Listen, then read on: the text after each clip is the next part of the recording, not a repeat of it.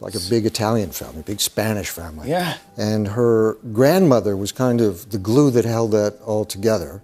Richard Gere had long been known as Hollywood's silver-haired heartbreaker, the man whose calm voice and elegant presence turned Pretty Woman into a modern fairy tale and reshaped how audiences imagined romance. For decades he carried himself with a kind of quiet royalty, graceful, controlled, and impossibly composed.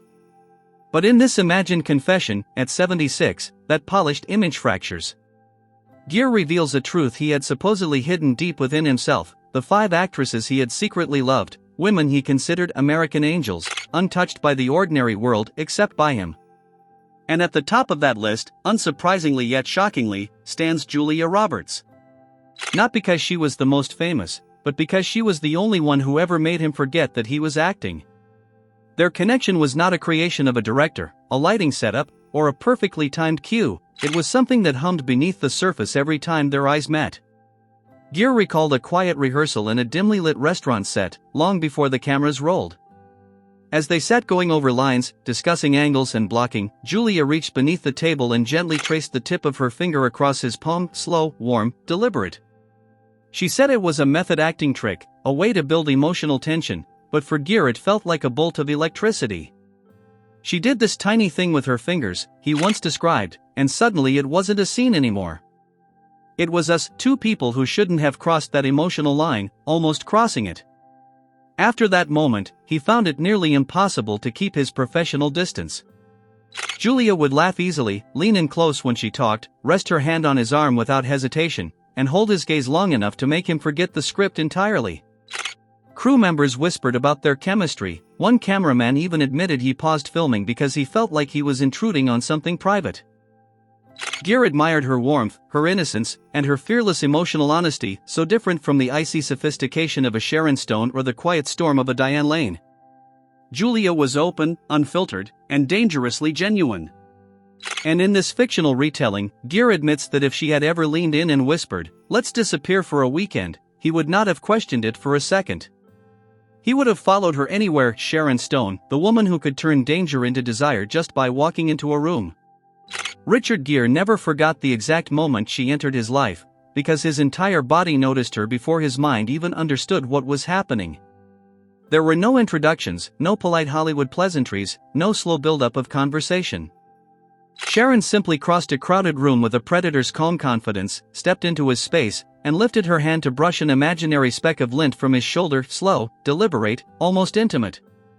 Then she smiled, but it wasn't a casual smile. It was a choice, as if she had surveyed the entire room and decided he was the only one worth her attention. That one gesture told Gere everything: he was in trouble. Later, he joked, Sharon didn't flirt the way normal people flirt. She hunted. And he meant it with absolute admiration.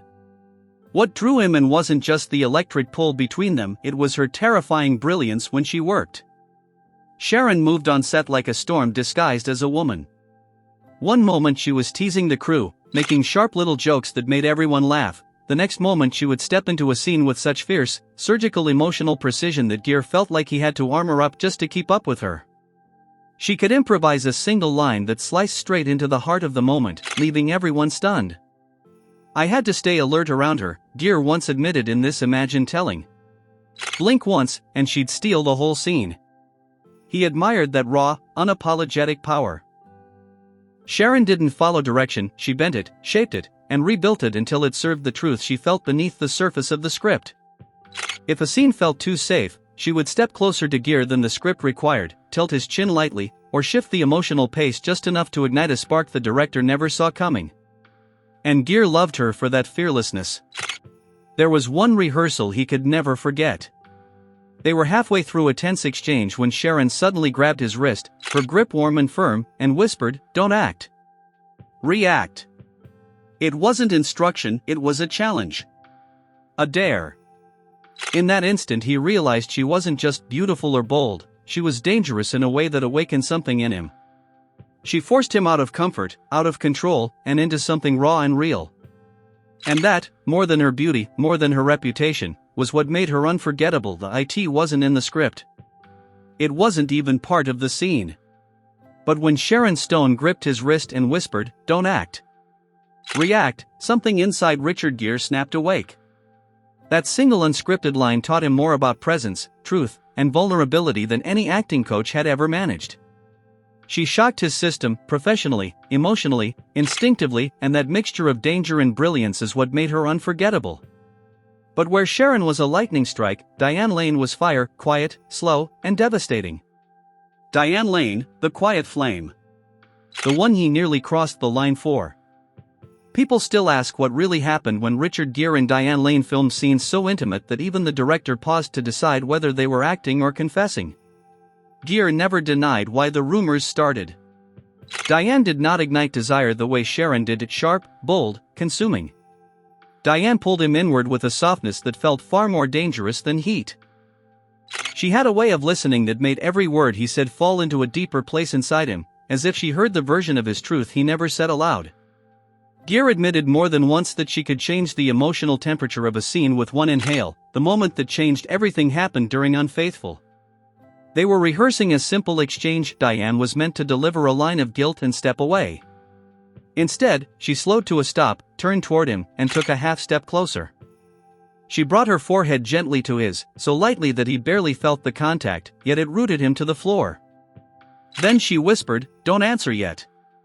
Let it hurt first." Richard froze. No actress had ever used silence against him like that. Diane's signature wasn't technique, it was truth extracted from wounds she never explained. Gere later admitted, "Diane makes you act with your truth, not your talent." And for a veteran like him, that was intoxicating and terrifying. She would hold eye contact one heartbeat too long, breathe in sync with him without planning it, or adjust her voice to mirror his emotional rhythm. These small, surgical choices made Richard feel seen in a way he never expected on a film set. Then came the moment that nearly destroyed the line between character and confession. During one take, Diane's voice cracked. A real crack, not scripted, not rehearsed, not controlled. It was the sound of someone breaking open for only one person in the room. And that person was him. The camera kept rolling, but Gere forgot the scene. He stepped toward her instinctively, not as an actor, not as a co-star, but as a man who suddenly felt the weight of something too real. When the director yelled cut, the room stayed silent. No one moved. Because everyone knew they had captured something that felt like a boundary crossed in slow motion. And Richard realized something he never admitted publicly. Diane Lane wasn't the kind of flame that burned hot and vanished. She was the burn you carried with you long after the fire went out. Instead of cutting the scene, Gere reached for her hand. Diane didn't pull away. She let the vulnerability stay exactly where it lived, in the tiny tremble of her fingers, in the breath they shared, in the silence that settled over them like a confession neither dared to speak aloud. For a few suspended seconds, they weren't acting. They weren't Richard Gere and Diane Lane performing for cameras. They simply existed together. That moment, raw, naked, unplanned, is the kind of connection Gere has spent an entire career chasing, the kind that cannot be taught, rehearsed, or faked. And that is why Diane Lane holds a place in his memory he still struggles to explain, even to himself. Then came Michelle Pfeiffer, the woman who disarmed him without ever touching him. Gere never expected Michelle to affect him the way she did. Her power wasn't in heat or flirtation or emotional chaos. Her power was in silence. Michelle had a presence that felt like standing under a spotlight with no script, no costume, nothing to hide behind. She didn't need to touch him to make him feel exposed, one look was enough. That was why she became the fourth woman on his secret list, the one whose allure came from pure mystery. The moment he slipped into that fascination happened quietly, almost innocently, in a casting meeting in the late 80s. Michelle walked in with her usual understated elegance, sat across from him, folded her hands, and then simply looked at him. Not a polite glance. Not a professional nod. A steady, razor-focused gaze that made him forget every prepared line, every talking point, every reason he was in the room. 10 full seconds passed. Stillness. No smile. No small talk. Just eyes that seemed to read him more accurately than he read himself. Gere later admitted, Michelle didn't have to say a word. I felt like she had already figured me out. No other actress had ever done that to him, not with silence, not with calm. And when they finally began working together, her style proved even more dangerous. Michelle was precise, frighteningly precise. She didn't rehearse to memorize, she rehearsed to eliminate anything false until only emotional truth remained. When she stepped into a scene, she didn't fill the space, she carved it open. Calmly, elegantly, surgically. Point 1 test scene changed everything. Gere improvised a moment of sudden emotional confession, leaning into instinct rather than script. Most actresses would have matched him with a planned reaction. Michelle didn't. She inhaled sharply, let her voice tremble with something raw and unnamed, and whispered, "Don't lie to me." Not here. It wasn't written. It wasn't rehearsed. And it struck Richard harder than any intimate gesture ever had. It felt like she saw the man behind the actor and refused to let him hide. He admired her restraint, the way she made every shift, every blink, every breath feel deliberate. The way her stillness pulled him in deeper instead of pushing him away. Gere once confessed privately, with Michelle, you don't chase her body. You chase her depth.